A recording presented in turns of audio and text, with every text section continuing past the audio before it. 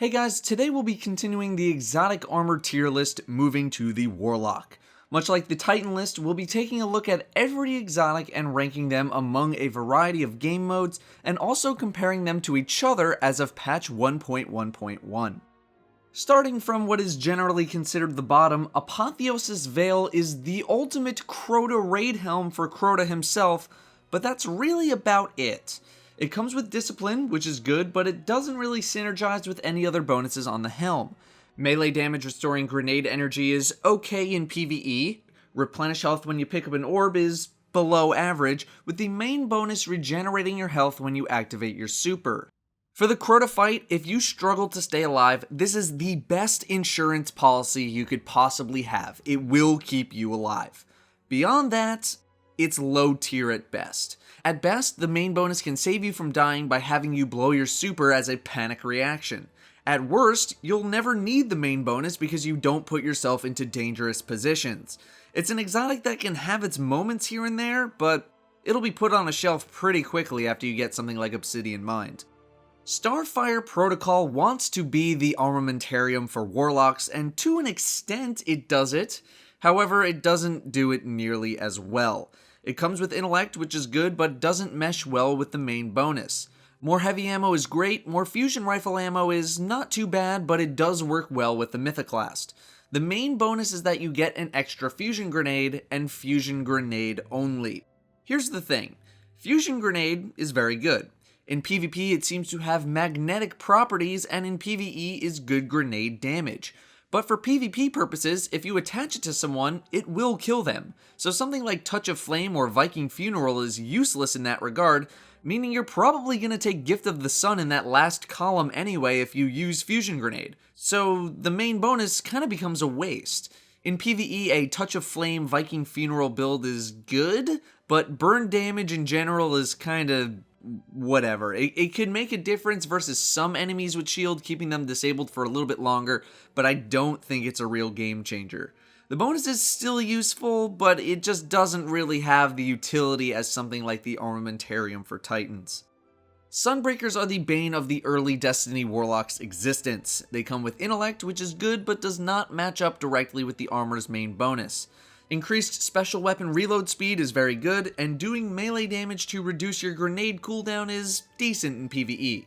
The main bonus is that your solar flare lasts longer. It normally lasts around 3 to 3.5 seconds. With the bonus, it's increased to around 5 seconds. This is very good for creating space and zoning out enemies. By itself though, an extra 1.5 seconds of solar flare duration is not going to be a game changer. With Gift of the Sun, it becomes a little bit better, and with Radiance, it's pretty good.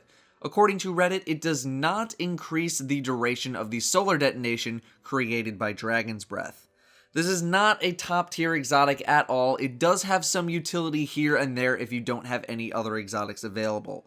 They're not absolute trash, but they'll probably be collecting dust after you get something a little bit better.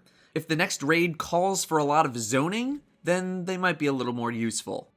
Skull of Dire Ahamkara is a low, mid-tier helm overall. It comes with Intellect, good start, especially because it plays into the main bonus. Increased grenade throw distance can be useful for Warlocks, and more super energy from grenade kills is pretty good, with the main bonus being that you take reduced damage while using your super, and your siphon abilities are enhanced. The reduced damage during Nova Bomb is only active during the actual activation of Nova Bomb, in which you already take 50% less damage.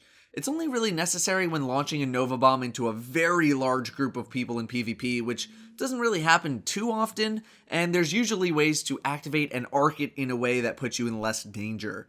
The enhanced siphon ability basically acts like the talent The Hunger, increasing the duration your energy drain buff is active by 3 seconds, which in turn reduces your grenade cooldown by 1.5 to 2 seconds. Overall, these benefits are decent, but nothing game-changing at all, keeping this exotic to the mid to low tier level, and it is greatly outshined by Obsidian Mind in PvE and Voidfang Vestments in PvP. Some people do like the reduced damage bonus, and it will save you every once in a while, but I'm personally not a huge fan. Light beyond Nemesis is the Warlock Keeper of the Pack exotic. Increased melee attack speed is great, replenishing health when you pick up an orb is decent, although on Crota it is very good, but you can get that bonus on a raid helm with some luck. The main bonus enables you to res people faster, you yourself are resed faster, and you drop more orbs for your fire team. I basically have similar words for this as I did for the Crest of Alpha Lupi for the Titan, but the bonuses aren't as well rounded. It's great for 3v3, not great for 6v6, not great for solo since you have no one to res and you can't take your own orbs of light, having its moments in the heroic strikes and raiding. It can be used as a Crota helm, works well for the fight because of the health regen from picking up orbs, and the fact that you generate more orbs for your team, specifically your sword bearer, but more generally everyone else on your team. All in all, it has its moments, but it's not something you're going to be using every day. Claws of Ahamkara revolve heavily around your melee attack, which makes sense. They're an exotic with 2 stats on them, Discipline and Strength playing into the main bonus. Increased special weapon reload speed is great, increased melee attack speed, great. The main bonus gives your melee attack an extra charge for both Scorch and Energy Drain. Now I used to think that these didn't get enough credit, but I've kind of become less enchanted with them recently. Having 2 Scorch charges in PvP for Flame Shield can be very useful in this current blink shotgun melee world we live in right now. You could also use them as a Voidwalker for an energy drain build. However, having your exotic focus on your melee attack, which is probably the weakest thing in your arsenal, is maybe not the best idea. The energy drain synergy and build is cool, much like the synergy that No Backup Plans has with Defender Titan talents, but I think the energy drain build is at least more plausible in endgame PvE compared to No Backup Plans. Still, melee typically ends up being a reaction to something as opposed to something you proactively want to be doing.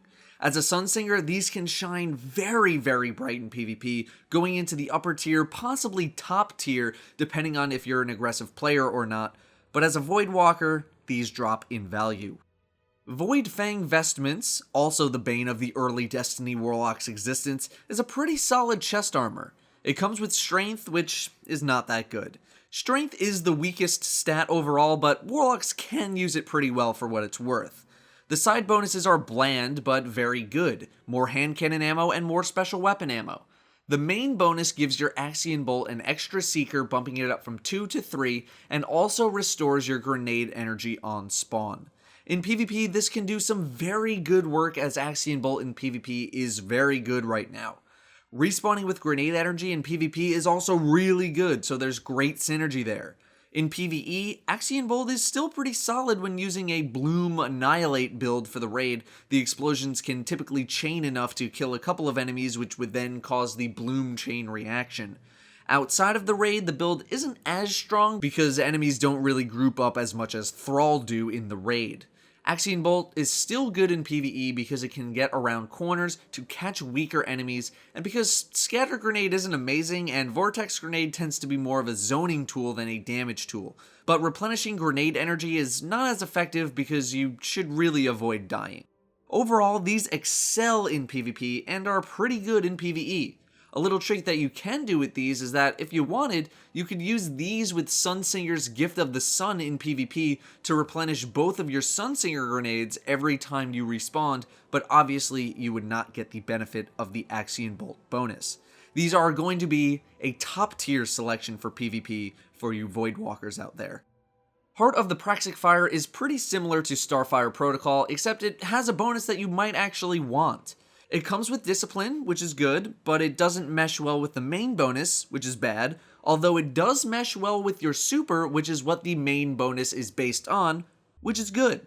More heavy ammo is great, more fusion rifle ammo is not too bad. I say fusion rifle bonus ammo is not too bad because fusion rifles aren't exactly the most commonly used weapons, but it does work wonders for the Vex Mythoclast.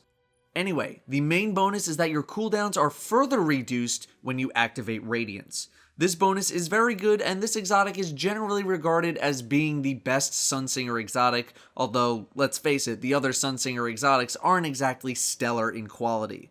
The more discipline you have, the more Radiance scales on you, and this bonus does scale even more on top of that discipline. How much does it scale with maximum discipline effectiveness? by not as much as you might think. With Praxic Fire spamming only grenades under a variety of circumstances and equipment, you're only typically able to get out one grenade more than without Praxic Fire. Even at 50% discipline effectiveness, you're typically only able to get out one extra grenade, and this test was done only using grenades and using them on cooldown. Despite all of this info, Heart of the Praxic Fire is still among the best options for Sunsingers. Obsidian Mind is your top tier PvE Voidwalker exotic. This helm is fantastic. It does have intellect and strength on it, strength being a very wasted stat here. Increased grenade throw distance has its moments, increased super energy from killing minions of the darkness is very good, and even more so on this helm, with the main bonus being that any kills with your Nova Bomb reduce the cooldown of your next Nova Bomb. It does this by significantly increasing super energy generation per kill with your Nova Bomb. It has amazing synergy with Bad Juju, which also significantly increases super energy generation. This is just absolutely amazing for PvE, especially in Crota's End. 2 Warlocks can carry an entire raid group through to the end of the Abyss. In general, there is just nothing not to like about it for PvE. Being able to spam Nova Bombs turns you into a murder machine. In PvP, I'm not a huge fan of it because the less you kill with your Nova Bomb, the less effective the helm is. It can do some work if you get a lot of multi-kills, but it's not an absolute must for PvP. It shines brightest in PvE. That is your exotic Warlock armor tier list. Tune in soon for the last set of exotic armor for you hunters out there.